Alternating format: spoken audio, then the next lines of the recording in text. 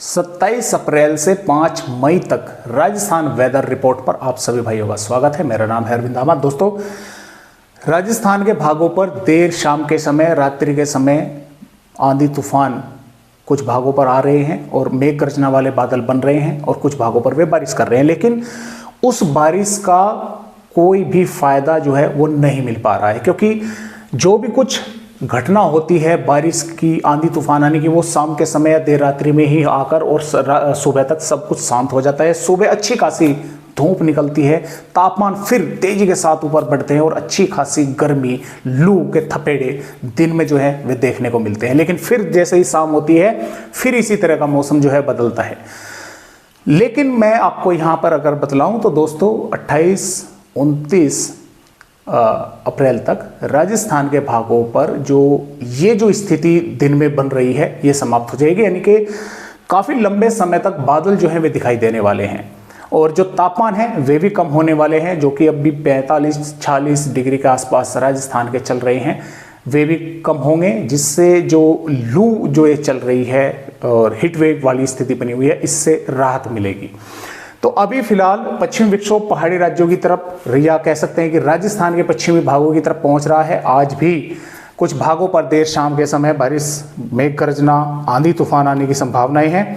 बात यहां पर करें 27 अप्रैल की, तो देखिए 27 अप्रैल में चूरू, झुंझुनू, सीकर, कोटपुतली, बहरौड़, खैरतल, तिजारा के कुछ भागों पर मेघ गर्जना वाले बादल यानी कि बनेंगे, दिखाई देंगे देर शाम या रात्रि के समय, दोपहर के बाद में, और कुछ भागों पर मेघ गर्जना, आंधी तूफान चलना, बारिश होने की संभावना है। अब बादल जैसलमेर, फलोदी, बीकानेर, श्रीगंगानगर, हनुमानगढ़, बाड़मेर, बालोतरा, जोधपुर, नागपुर के भागों पर भी, नागौर के भागों पर भी दिखाई देने वाले हैं।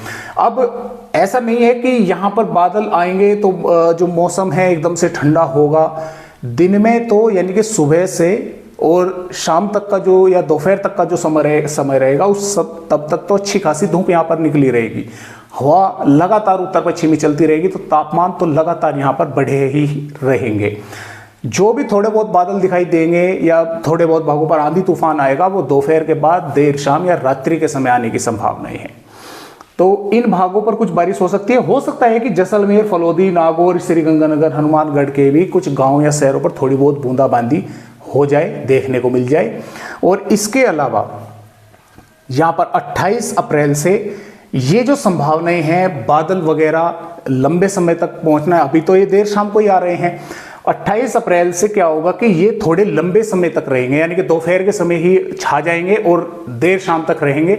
तो जिसके कारण क्या होगा, जब ये बादल ऊपर से सूरज की किरणों को रोक लेंगे तो तापमान जो है वे ज़्यादा नहीं बढ़ेंगे। अब ज़्यादा नहीं बढ़ेंगे तो हीट वेव की स्थिति समाप्त हो जाएगी। अब हीट वेव की स्थिति समाप्त होगी तो राहत जो है उस लू से जो है वो मिल जाएगी। तो इस तरह से यहाँ पर कई भागों पर, और ऐसा नहीं है कि सिर्फ बादल छाएंगे, आंधी तूफान भी आएगा, कई भागों पर मेघ गर्जना वाले बादल भी बनेंगे और थोड़े बहुत भागों पर बारिश भी होने की संभावनाएं रहेगी।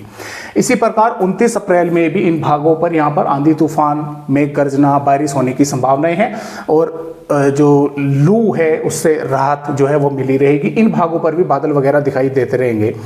30 अप्रैल में भी इन पूर्वी भागों पर यहाँ पर बारिश होने की संभावनाएं हैं। इन भागों पर भी कहीं कहीं पर बादल दिखाई देंगे।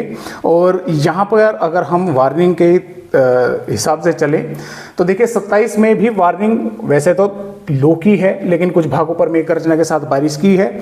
और यहाँ से जैसे कि आप देख पा रहे हैं 28 अप्रैल से जो हीट वेव वाली स्थिति है वो समाप्त हो चुकी है, यानी कि सिर्फ आंधी, तेज हवाएं, मेघ गर्जना, बारिश होने की ही संभावनाएं जो है वो दर्शाई गई है।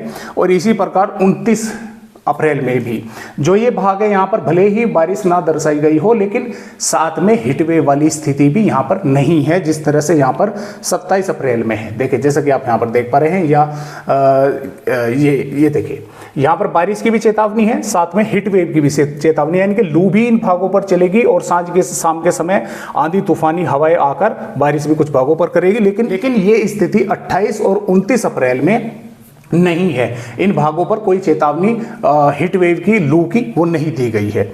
और 30 की अगर बात करें तो 30 अप्रैल में भी इन भागों पर कुछ आंधी तूफानी हवाएं चलना, मेघ गर्जना, बारिश होने की संभावनाएं हैं। और उसके बाद में अगर हम आगे बढ़ें 1 मई में 1 मई में भी पूर्वी भागों पर कुछ इलाकों पर बारिश होने की संभावनाएं हैं। 2 मई में भी, 3 में फिर एक और नया पश्चिमी विक्षोभ आएगा, फिर बारिश कुछ भागों पर आंधी तूफान चलना 3, 4 मई, 5 मई के दौरान फिर जो है संभावनाएं यहाँ पर नजर आ रही है 6 मई के दौरान भी। तो लगभग एक सप्ताह तक राजस्थान के भागों पर जो बढ़ते हुए तापमान है इन पर लगाम लगी रहेगी और लू से छुटकारा मिला रहेगा और कुछ भागों पर आंधी तूफान के साथ बारिश होने की संभावनाएं वो बनी रहेगी। तो फिलहाल इस तरह से राजस्थान राज्य का अपडेट है। आज की वीडियो में बस इतनी ही जानकारी।